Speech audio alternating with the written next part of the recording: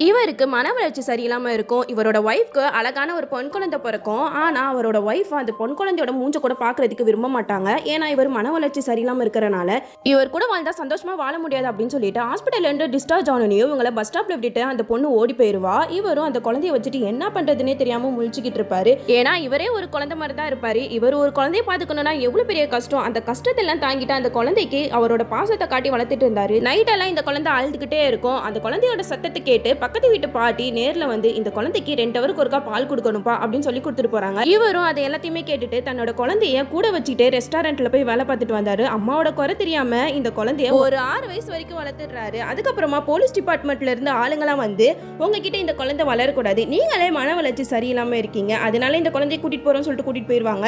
இவருக்கும் அந்த குழந்தைக்கும் இடையில இருக்கிற பாசத்தெல்லாம் பார்த்து அந்த குழந்தை இவர் கூடயே வளரட்டும் அப்படின்னு சொல்லிட்டு ஆசிரமத்தோட உதவியோட இந்த குழந்தைய இவர்கிட்ட ஒப்படைச்சிடுறாங்க.